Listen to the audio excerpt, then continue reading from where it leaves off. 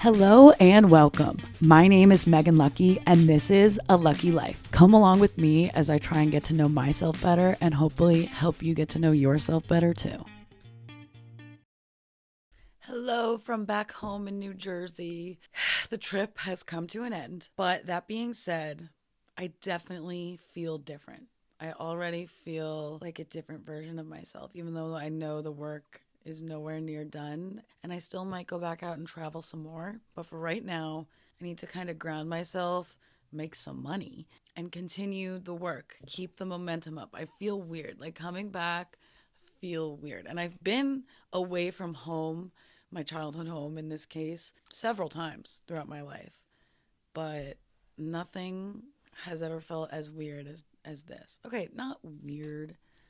I felt weirder than this, I guess, but different. And like normally whenever I come home, I kind of revert to old bad habits, kind of. And like depressive states of being. I know that sounds bad, but it's kind of just facts. And I feel like I still have that zest for life. Something that I've always struggled with to do on my own is working out just at the gym. Like I like yoga, I like doing fun types of exercises. I've really never liked the gym ever. Something that really inspired me was when Jonah Hill, I don't know if you guys saw his documentary that he did with his therapist. I think it was called Studs. It was really good. Highly recommend you check it out on Netflix. But he said something about taking care of his body, and exercising was always viewed by him as self-hatred. Like he had to do it because he was fat and he hated his body, so he had to go to the gym. I think it's so normalized in our society today. Like you shouldn't go to the gym because you hate yourself. You shouldn't work out and exercise because you hate the way you look and you want to change it.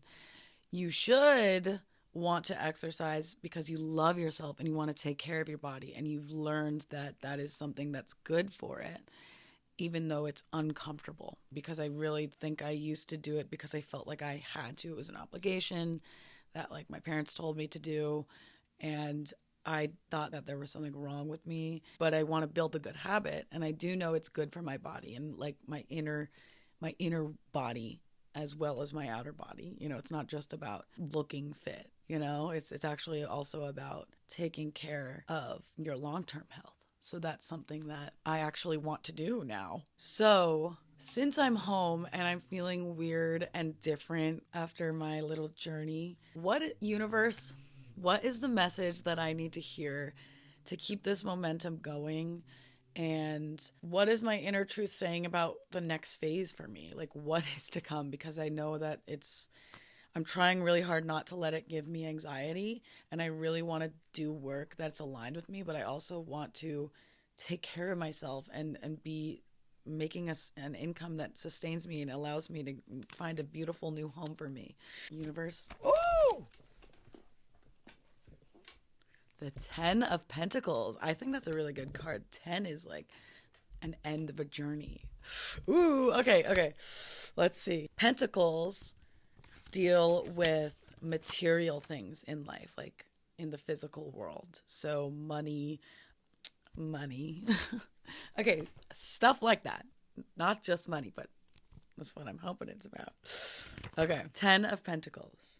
You have nurtured your seeds wisely, and everything is coming up roses. You have found success and are mentally calm and feeling financially, emotionally, and spiritually secure. I don't know about financially, but let's see. All right, Rainbow Obsidian brings happiness into your life and can help to relieve any stress that remains. A healthy solar plexus chakra produces a cleansing energy that flows through the body, dispelling negativity in any of the other chakras that might disrupt you. The warning of this card is to spend wisely, as this phase can be fragile. There may be a disagreement over money, too. Okay, well, that makes sense. That's a good sign. Maybe it's saying I'm setting myself up for that, because I definitely haven't been as anxious as I normally would be. I think I'm reframing my mindset around money and trying to alter my limiting beliefs around it and allow the energy of attracting money to me, because I'm living in my authenticity, not just chasing money. Like I want it, but I'm not chasing it, and I don't need an abundance of it, but I want an abundance of it, and that's okay. So I'm going to keep doing that and putting my efforts towards finding streams of income that are aligned with this path, because that is the right thing for me to do. So, spiritually secure. I definitely feel more secure in these areas of my life, even though, like, physically my bank account would disagree with that tarot card for sure.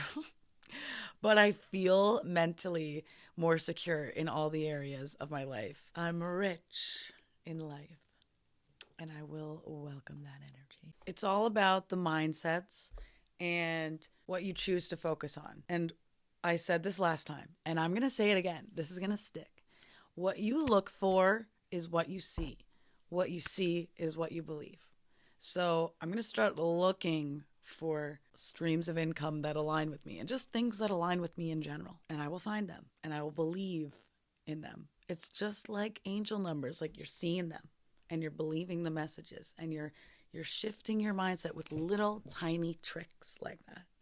So I want to talk about another mindset shift I'm trying to have. Obviously, life is not all sunshine and rainbows, and we know that, okay? There's practical matters, even though I kind of hate the word practical now because I think people use practical as a mask for limiting beliefs, and that's where you have to be careful. You can be practical and realistic and still be optimistic and choosing to focus on, pay attention to the good things, because that's realistic. Focusing on the negative things will literally never help you in your life. And it's not going to do any good worrying either. Okay, you can be practical and smart and know how to navigate life without choosing to focus on that. That being said, let's talk about sometimes when those negative things happen. A couple instances from the last few weeks of my life that have just been shifting my perspective a little bit, and I'm trying to use to channel, okay, what do I need to take away from this that's positive? My dogs, who I'm watching right now, my older dog, she's I think almost 16, and she is on her last legs, and it's very, very sad. She can't really use her back legs very well. She has to, you kind of have to pick her up to walk a little bit, and she's scared of like walking on the floor sometimes because her legs slip out from under her. She's got cataracts in her eyes. It's so sad. And yeah, she just like on her last legs, doesn't really even want to be touched sometimes. I'm trying, like when I first got home, and it's been like this for like a year, I would say now, maybe a little bit more, but I've been taking it a little harder recently because it's so sad to watch someone you love deteriorate. And last year, both of my grandpas passed away from different diseases. One had cancer and one had dementia. And so one of them's deteriorating physically and one of them's deteriorating mentally. And that is obviously hard for us, but even like my parents and my grandma having to go through that it's so hard. How can you take anything positive away from something like that? Well, you guys are going to hate me, but there's the obvious one. Show love. Show your appreciation while you are alive. Okay? Obviously, it comes more as a given that when you get older, that is inevitably going to happen. Like deterioration, whether it's from a disease or not, is going to happen. So you get the false sense of security that you can like plan for that. But that's not really true, sad as it is. When I was in London with my boyfriend, we were walking on the street, and across the street from us, a lady was on the ground bleeding from her head, like completely like in shock, couldn't move, was barely talking, holding like her arm. And we were like, what the hell just happened? And we crossed the street. The branch from the tree above, a huge branch, had just fallen on her in the middle of the street. She was just walking, minding her own business, and she has this lump on her head. Luckily, we were like right in front of a hospital.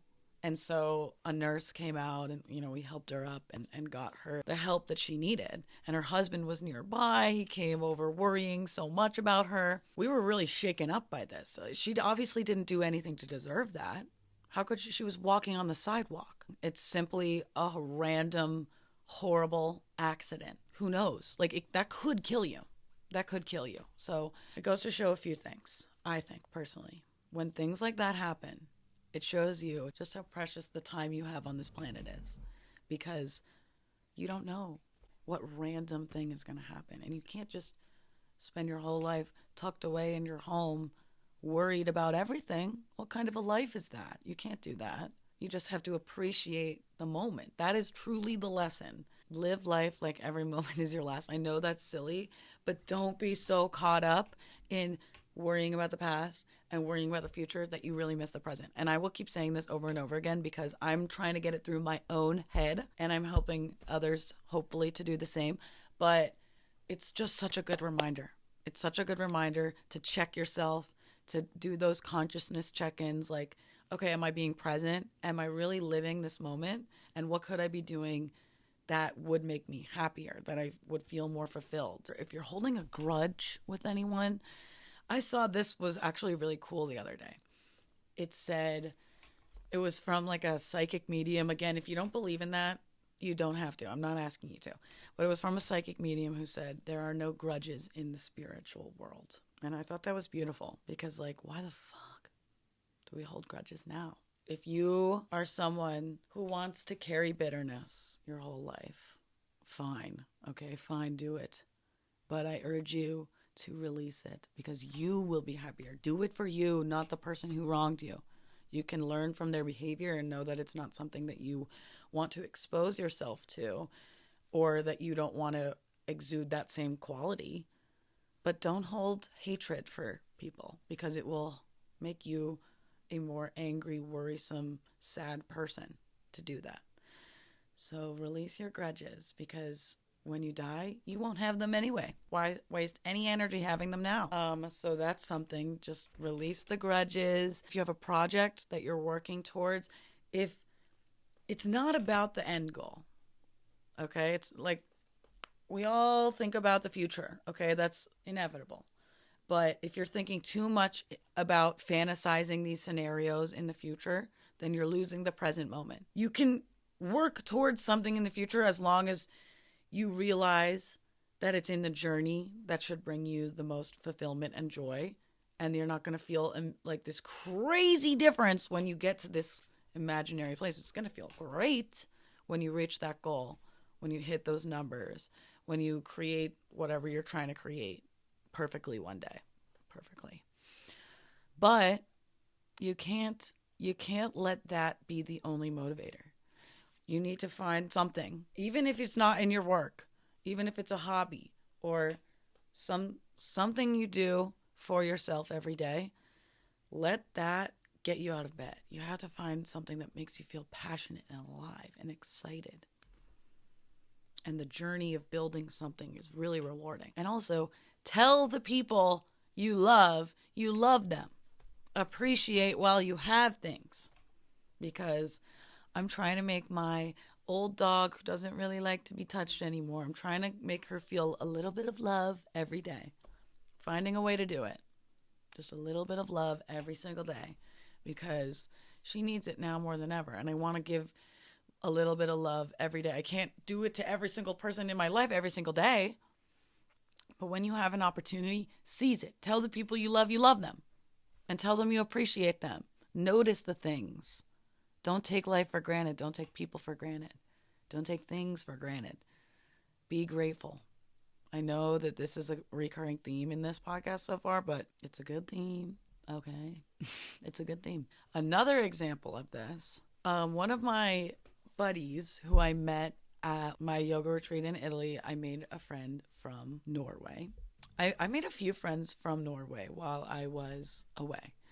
But this one friend I made in Norway, she's like 20 years older or so and has tinnitus.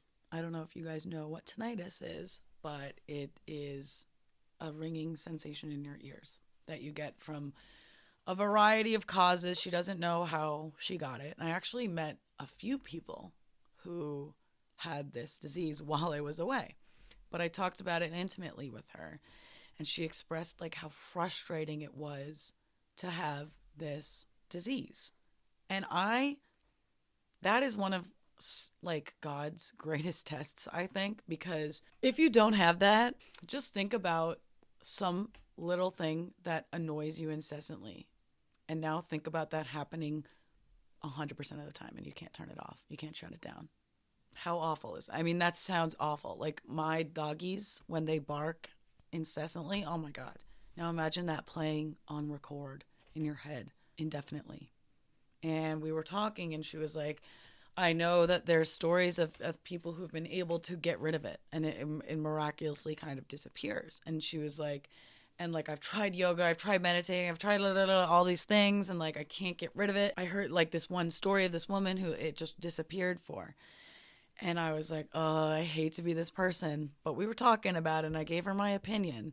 I was like, it's so frustrating and I really feel for you. I can't imagine having to deal with this. I really can't. I have to completely reset your mind and your habits to enjoy life with something like that. But what does it tell you? Okay, being someone that doesn't have it, what does it tell you? It tells you to enjoy your ringless ears. It tells you to live in the present moment. It tells her even to live in the present moment and be so obsessed and excited by everything going around her that makes her happy that she forgets it's there. And then one day, maybe it'll actually be gone. That's what I told her. And that's a hard pill to swallow because it's frustrating when you feel that you've tried everything. I'm still focusing on the one negative thing, like what can I focus on that is feeding me and that takes my mind off of this? And how can I make that more permanent? How can I find the things that take my mind off the noise and expand them and focus on those things? So what's your noise in life? What's your tinnitus? What is something that is really negative that you can't seem to bring your attention away from for all that long? Find the positive, focus on the positive, and then you find the presence and you find the beauty in life and you find your purpose, your passions, your loves and appreciations. What do you appreciate? What do you love? What good can you seek and find? It's a beautiful life, even with darkness. Use it to find the good. Okay, so I'm going to try and find the good, even though right now I'm broke. God. Oh, I have such a hard time saying that now because I don't want to be, so I don't want to say it into the universe and like reinforce that thinking and that feeling. It's hard for me to be completely delusional and be like, yeah, I'm rich. But I think I have to start being delusional, like totally delusional, and see if it works. I am trying not to focus on it, and I just got home. Okay, I'm gonna find a good job that pays the bills, that is aligned with me, and I'm gonna focus on the positive. I'm gonna find the amazing things that life has to offer. I'm not gonna focus that I'm living with my parents right now. It's hard. And like the tarot card said, I'm moving in the right direction towards this. Okay, that's what I'm interpreting this to mean. I asked, what's the next phase going to look like for me? Success, security. We're moving towards that direction. And I know that appreciation, gratitude, positivity, alignment, those things are going to get me there. Okay? So, I'll see you guys next time. Love you guys.